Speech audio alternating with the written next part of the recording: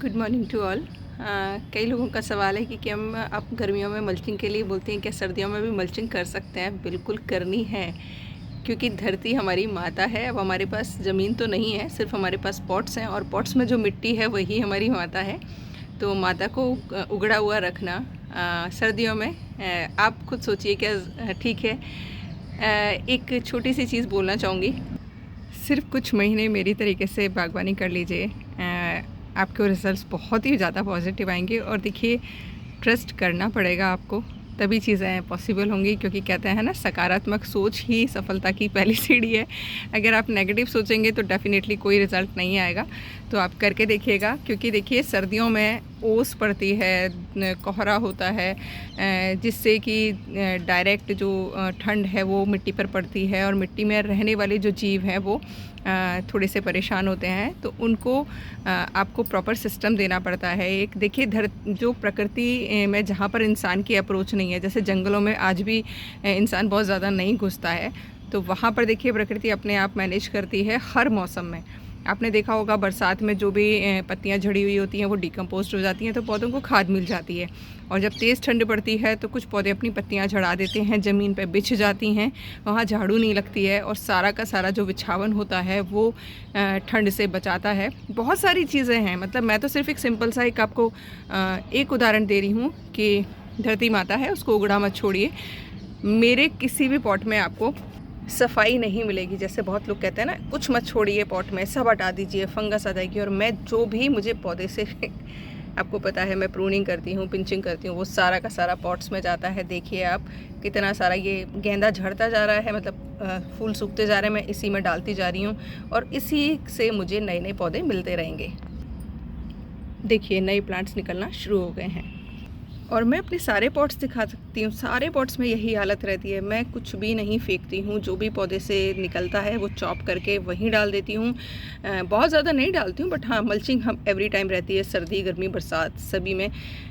Fungus को लेकर बहुत ज़्यादा लोग परेशान हैं। तो देखिए, क्योंकि मैं कोई केमिकल फंजीसाइड यूज़ नहीं करती हूँ, तो मेरे यहाँ अच्छी वाली फंगस रहती है, जो कि इसको डिकम्पोज कर देती है, और पौधों को पोषण मिल जाता है, और पौधे हेल्दी रहते हैं।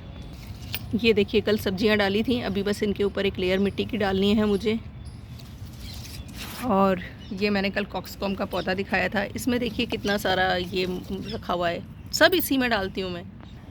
टमाटर के नीचे वाले पत्ते तोड़ती जाती हूँ ख़राब, और वहीं के वहीं डालती जाती हूँ। तो ये जो कॉन्सेप्ट आप जिस दिन अपना लेंगे ना, ये मेरा जंगल, अगर आप लोग मेरे साथ स्टार्टिंग से जुड़े हैं तो आपने मेरे स्टार्टिंग के वीडियो में सुना होगा कि मैं जंगल थीम पे काम कर रही हूँ, कि जैसे जंगल में बहुत ज़्यादा इंटरफेरेंस, मतलब बहुत ज़्यादा क्या, वहाँ तो बिल्कुल ही नहीं होता है। तो उस थीम पर मैं काम कर रही हूँ। एक ही कॉन्सेप्ट है कि जो पौधे से मिला है वहीं की वहीं दे दो उसको।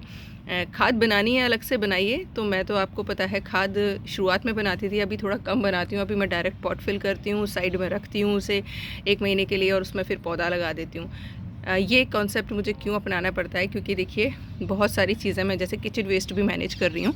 तो किचन वेस्ट मैनेज करने पर क्या होता है, जो किचन वेस्ट होता है वो हीट जनरेट करता है, और अगर थोड़ा सा भी कार्बन और नाइट्रोजन का रेशियो प्रॉपर नहीं है तो हीट ज़्यादा जनरेट हो जाती है, जिससे पौधे कई बार ख़राब हो जाते हैं। तो उसकी वजह से मैं वो साइड में रखती हूँ पॉट्स को। लेकिन अगर डायरेक्ट मिट्टी भर के रखती हूँ तो मल्चिंग में मैं कुछ भी नहीं सोचती हूँ। आपने देखा होगा, मैं पूरी गर्मियाँ मल्चिंग रहती है मेरे, और अभी भी मैंने दिखा दिया। सर्दियों में तो खासकर करनी है, क्योंकि सर्दियों में तेज़ ओस पड़ेगी, पाला पड़ेगा, उससे बचाने के लिए मिट्टी में रहने वाले जीवों को, क्योंकि कुछ जीव जो होते हैं वो देखिए सुप्तावस्था में चले जाते हैं, यानी रेस्ट करने के लिए चले जाते हैं, और वो जाते कहाँ हैं, मिट्टी में एकदम नीचे चले जाते हैं। उनको ठंड ना लगे, वो ठंड से परेशान ना हो, मरे ना, तो मल्चिंग कर सकते हैं, कोई इशू नहीं है। बहुत सारे लोग ये सोचेंगे कि मैम गमले क्लीन नहीं रहेंगे तो अच्छे नहीं लगेंगे। तो भाई, मुझे तो मेरे यहाँ पौधे बहुत अच्छे लगते हैं, सबकी हेल्थ भी अच्छी रहती है। और गमलों में मैं इतना झांकती नहीं हूँ, क्योंकि मुझे पता है मैंने अपनी धरती माता को ढक रखा है। उनको यही तो उनका कपड़ा होता है जो आप मल्चिंग करते हैं। मल्चिंग किस किस से कर सकते हैं, सूखी पत्तियों से कर सकते हैं। इस टाइम पर आप मूंगफलियाँ खाएंगे, मूंगफली के छिलके से कर सकते हैं, अखरोट के छिलके से कर सकते हैं, नारियल के जूट से कर सकते हैं। जो भी चीज़ प्रकृति ने हमें दी है, डिकम्पोज्ड हो सकती है, उस सारी चीज़ से मल्चिंग करिएगा। आप देखिएगा उसके बाद रिज़ल्ट। प्लांट्स तो हेल्दी रहेंगे ही रहेंगे, साथ ही साथ जो पौधों में आपने मल्चिंग किया है वो डिकम्पोज्ड होता रहेगा, और आपको किसी खाद की ज़रूरत नहीं पड़ेगी। मैं तो यार इससे ज़्यादा को अच्छा कॉन्सेप्ट और आपको क्या बताऊंगी कि आपको खाद खरीदने की ज़रूरत नहीं है, जो मिला है वो दो, एज़ इट इज़ फॉर्म में दो। अब इससे ज़्यादा तो मैं नहीं बता सकती। और आज ही मैंने एक वीडियो अपलोड किया है अभी थोड़ी देर पहले, प्लीज़ देखिएगा उसको पूरा।